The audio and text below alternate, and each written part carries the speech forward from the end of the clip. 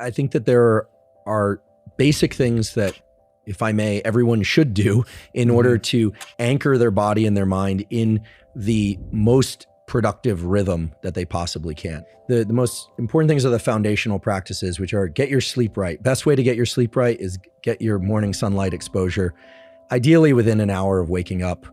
Again, if you wake up before the sun comes out, flip on as many lights as you possibly can if you want to be awake. That's one basic way to just set the whole thing in motion properly.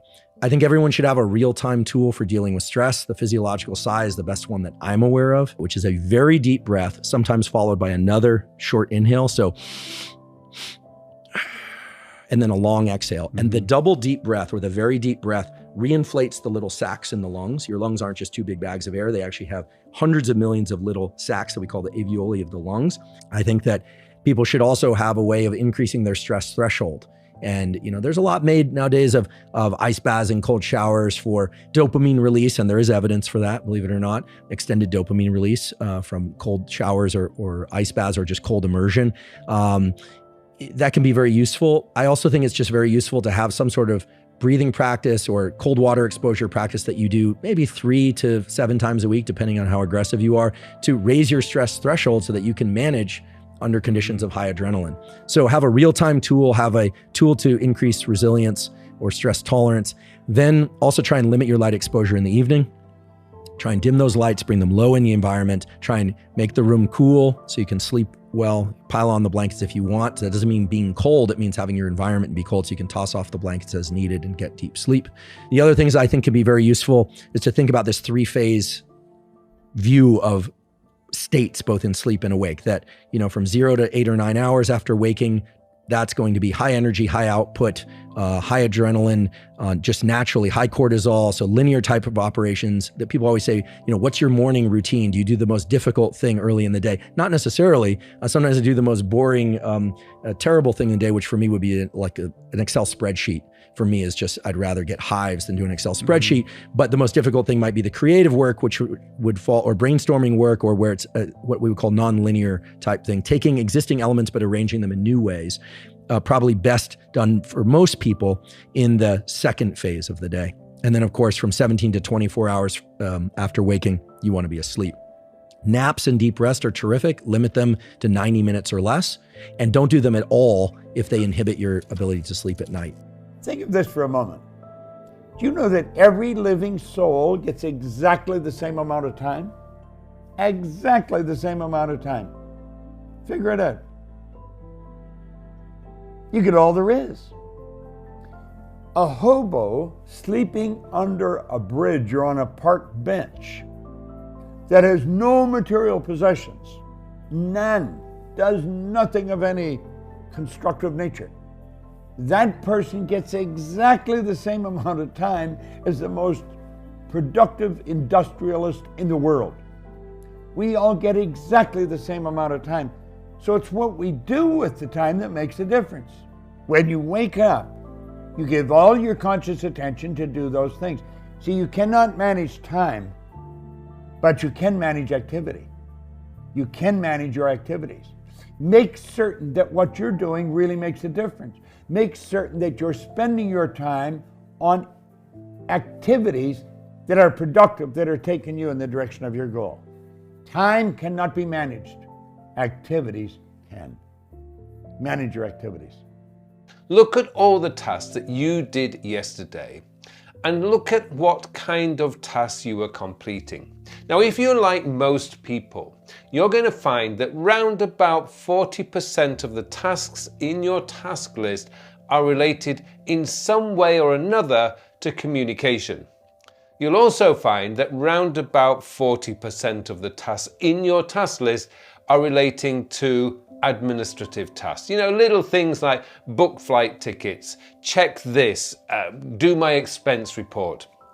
All these little admin tasks that are basically just building up. They're not urgent, well, not yet, and they don't really have any day specific. They don't have to be done today. They can be done tomorrow, or perhaps maybe at a push they can be done next week. Now the problem is, all of these tasks start building up because, well, really, they're low value, but they do need to be done. But if somebody emails you or somebody messages you or you get a phone call or your boss asks you to go into a meeting last minute, well, these tasks can be pushed off to one side. I'll worry about them later. The trouble is, we never find that later time. Time is one of those things, how we use time, spend time, create time, what we make time for. Like, time is one of those things that, of course, is, and the way we use it, an essential part of all of our lives. And I think when we're talking about simplicity or clarity, I think one of the biggest things we lack simplicity and clarity on is time. Unfortunately, a lot of people, in my opinion, they don't really value their time. In fact, most people in society, I'd say, they waste their time. And the reality is we all share the same amount of time. We all have 24 hours in the day. And obviously what you do with that time is what's going to make a difference in your life. And so I want to help you shift your belief about the time you have. I believe that second by second, minute by minute, hour by hour, we're losing out on the opportunity of becoming the person that we want to be.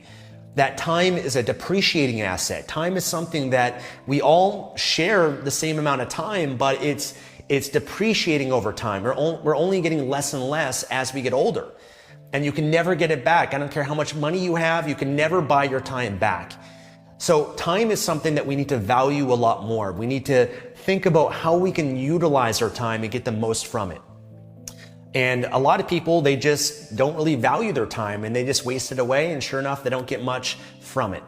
So one thing that's helped me with this is changing how I view my time and how much my time is worth.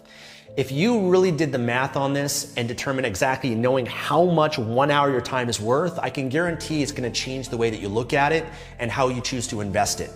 So a simple example of what you could do to determine right now how much money, specifically, just as a theory right now, how much an hour of your time is worth, is determine how much money you make in a year. Okay, so let's say for example purposes, you made $60,000 in a year.